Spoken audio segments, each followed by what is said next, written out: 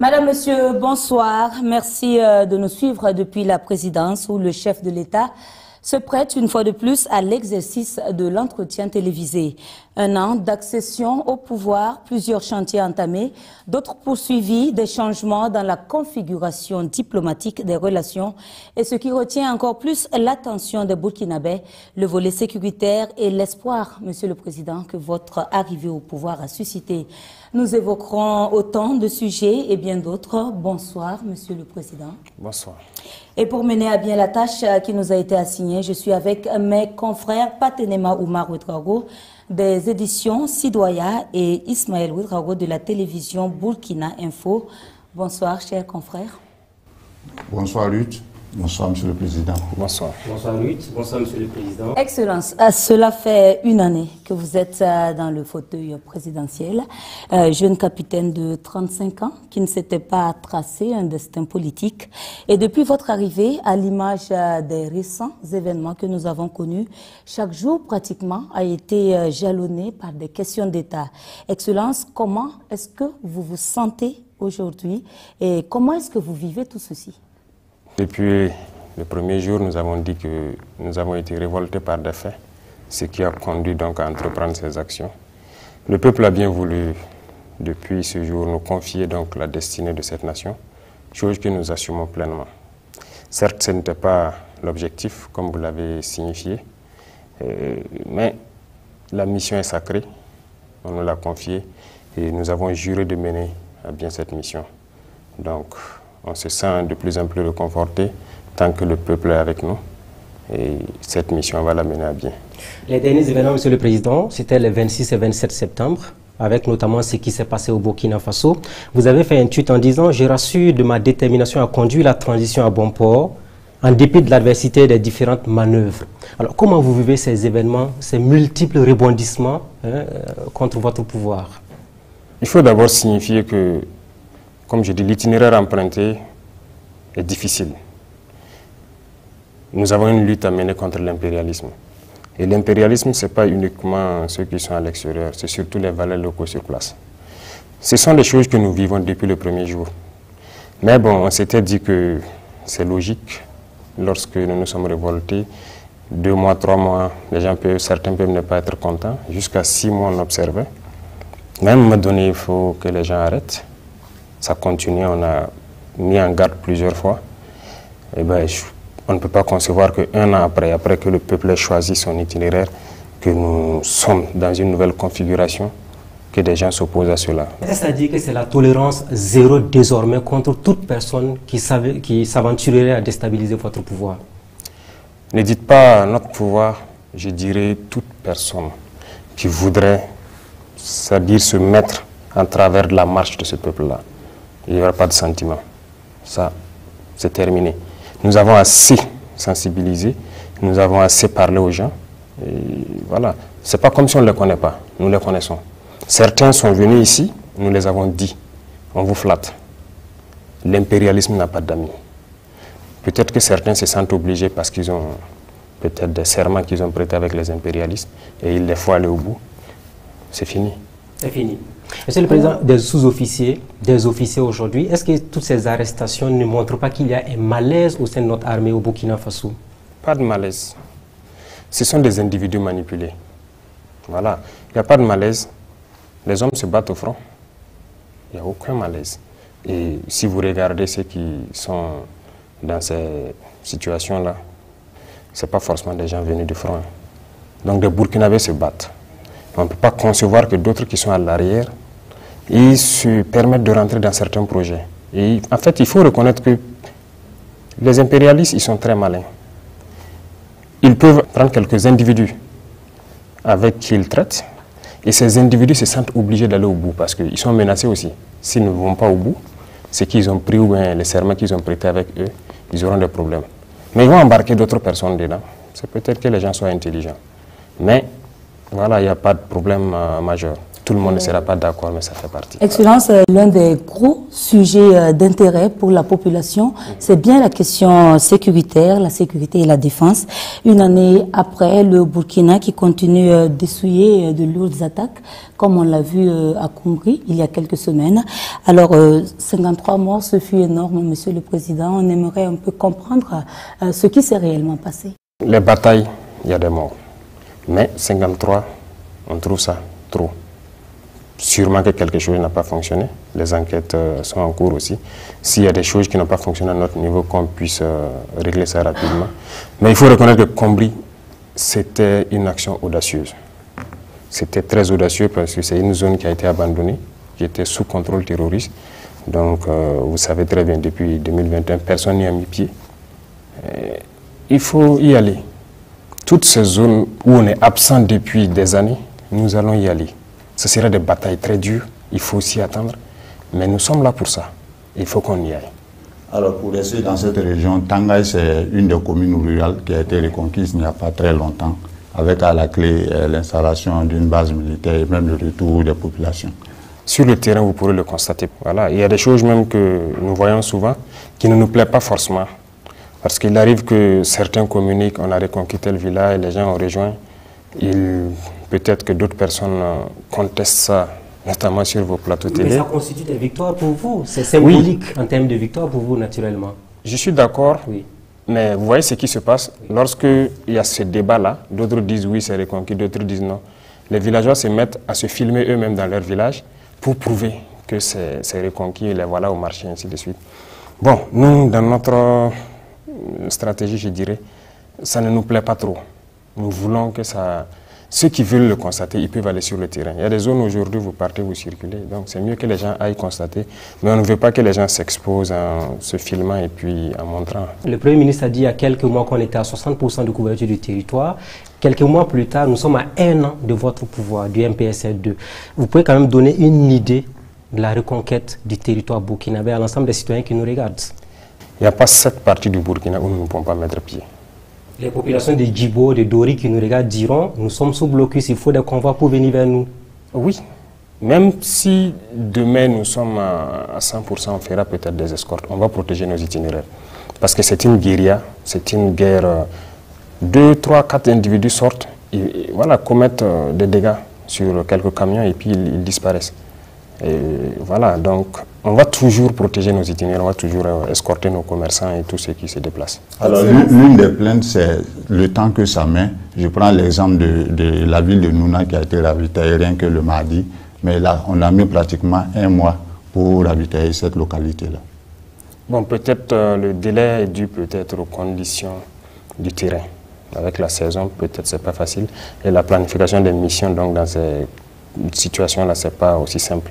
Mais ce sont des choses qu'on va rattraper. Alors, Excellence, une année après votre arrivée au pouvoir, est-ce que, au regard de la configuration des choses dans la lutte antiterroriste, vous êtes toujours dans la pensée que les armes seules suffisent à vaincre le phénomène? Nous ne sommes pas dans les armes seules. Nous sommes dans la communication aussi, n'est-ce pas? On a fait comprendre que nous connaissons le problème et que les gens devraient s'abstenir de se lancer donc dans ces mouvements-là, parce qu'on sait ce qui a amené les gens à prendre les armes, éventuellement à rejoindre les camps de ces criminels-là. Ça, c'est de la communication. On a assez communiqué pour les dire, de se soustraire de cette lutte-là, parce que nous savons ce qui a amené ça. Voilà. On a sensibilisé beaucoup, ça fait une partie. Les armes, ça fait bien sûr partie, mais il y a le développement aussi. Donc nous avons lancé les deux volets en même temps. On crée de l'emploi, on crée des opportunités. C'est ça l'objectif. Est-ce que les Burkinabés qui ont pris des armes contre leur pays, vous êtes prêts à faire des démarches, même si elles sont souterraines, parce que le retour de la paix n'a pas de prix? Démarches souterraines, je ne sais pas. Je parle des négociations éventuellement ou des dialogues avec certains Burkinabés. On ne les connaît pas. Qui les connaît? On ne les connaît que lorsqu'ils apparaissent avec les armes et voilà. Donc, on ne sait pas avec qui on va dialoguer. C'est pour ça justement qu'on parle sur les antennes, pour que chacun puisse comprendre que ce n'est pas la bonne formule et qu'ils doivent arrêter.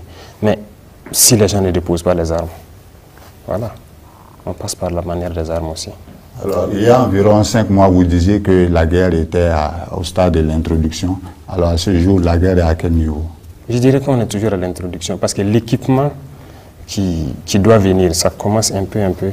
On n'est même pas à 10% d'abord. La guerre n'a pas encore commencé? Nous sommes à l'introduction, comme on l'a dit. Les opérations sont plus aériennes et souvent aéroterrestres. Nous avions beaucoup de soucis. Que ce soit l'effectif, l'organisation, l'équipement, ce n'était pas ça.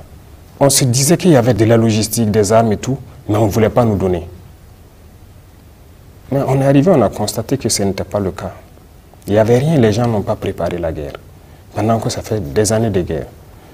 La première des choses, c'était de chercher à savoir qu'est-ce qu'il y a dans nos soutes. Il n'y avait rien.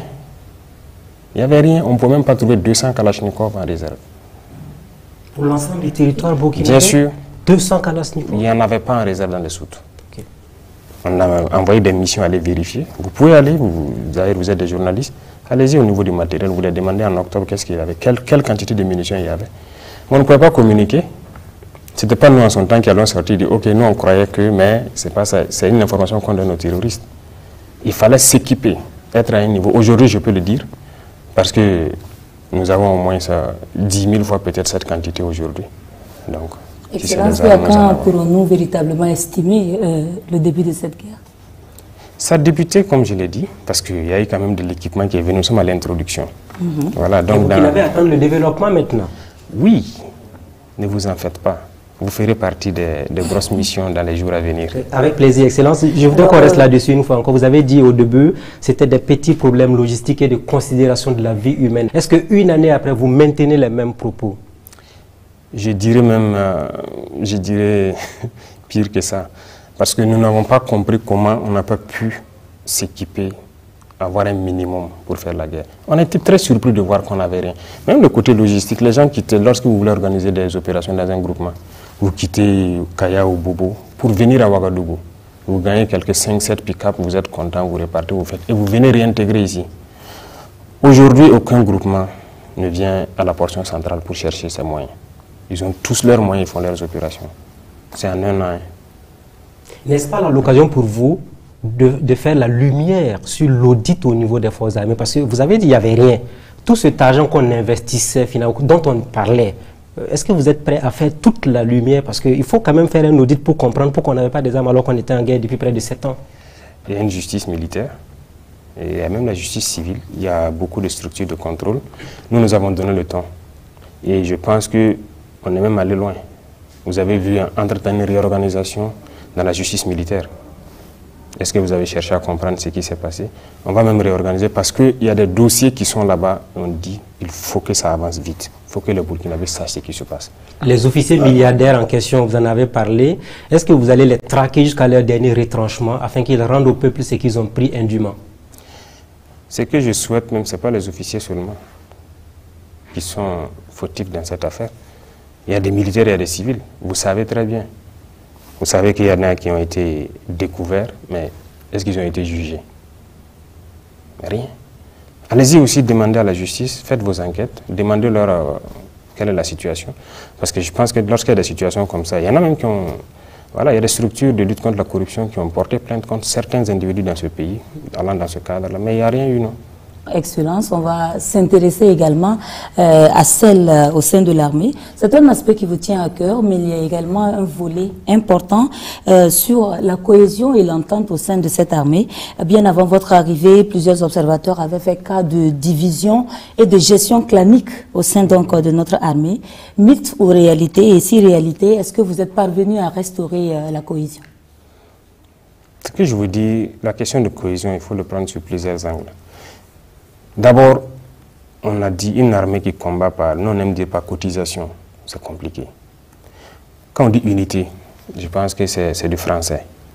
L'unité, ça fait un. Mais l'armée, c'est des unités. Mais on n'avait pas d'unité en tant que telle. Juste quelques unités constituées. Donc, il fallait se réorganiser. Aujourd'hui, nous avons plusieurs bataillons.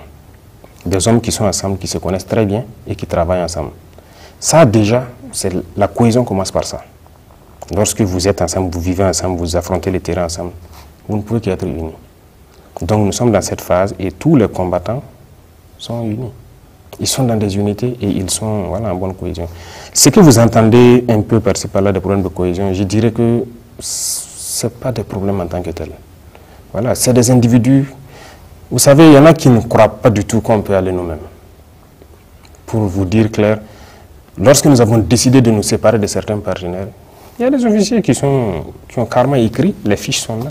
D'autres sont venus nous voir, on ne va pas tenir un mois. Tant que en fait, ils sont pessimistes, ils ne croient même pas en eux. Donc ces gens vont véhiculer des messages. Voilà, en ville et tout, il y a problème de cohésion, on n'est pas d'accord avec ça. Non, on tient. Quel avenir pour la gendarmerie nationale? Comme vous êtes là, vous pouvez le dire publiquement devant les citoyens. Elle va exister, il n'y aura pas de projet éventuellement au niveau de la gendarmerie? Qu'est-ce que la gendarmerie a fait de mal? S'il y a des individus à la gendarmerie qui font du mal au peuple, ils vont répondre. Voilà. Si demain c'est toute la gendarmerie, je ne peux pas vous dire aujourd'hui, mais pour l'instant, c'est quelques individus à l'intérieur de la gendarmerie qui sont manipulés. Donc vous le rassurez, la gendarmerie ne sera pas dissoute comme le disent certaines langues. Qui vous a dit ça? Beaucoup de choses se disent. C'est une guerre de communication, c'est une guerre psychologique. Donc, vous savez, les gens sont très intelligents dans le mauvais sens.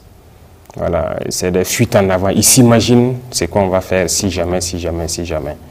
Voilà, donc je dirais aux gens de ne pas s'intéresser à ces propos-là. Voilà, on sait ce qui se passe. C'est des gens qui sont intelligents, mais dans le faux montage. Les détachements militaires burkinabés, on en parle, Excellence, parce qu'il y a eu il y a eu des attaques. On a des victoires aussi, c'est la guerre avec des défaites aussi. Quel est le point des détachements militaires actuellement au Burkina Faso? Le point, c'est-à-dire au niveau du maillage du territoire. Oui, les détachements ont toujours existé, mais le maillage, je ne parlerai pas des détachements, c'est le nouveau redécoupage. Nous avons redécoupé en 6 groupements et nous avons souhaité que les groupements soient autonomes. Ce que nous essayons de faire en moyens logistiques, armes, munitions, tout. C'est pourquoi je vous disais tout à l'heure, aujourd'hui un groupement, pour faire ces opérations, n'a pas forcément besoin de venir à l'arrière pour demander quoi que ce soit. Ils ont tout le nécessaire à leur niveau, ils sont autonomes carrément. Sur le côté financier, ils sont vraiment autonomes. Voilà, donc c'est ça le plus important. Et chaque groupement gère les détachements. Ils peuvent déplacer certains détachements ou créer d'autres. C'est eux qui repositionnent pour savoir en fonction des couloirs d'infiltration et tout, où est-ce qu'ils vont se positionner. Excellent. Je vais vous poser une question sur les soldats. Est-ce que vous avez prévu d'améliorer leurs conditions opérationnelles sur le terrain, que ce soit sur le plan matériel, mais sur le plan financier également? Sans vous mentir, moi j'ai un rêve pour le soldat. Et je vais vous dire clairement, ce sont des gens qui se sacrifient pour cette patrie-là. C'est ce qu'on a essayé de faire pour les VDP, améliorer un peu.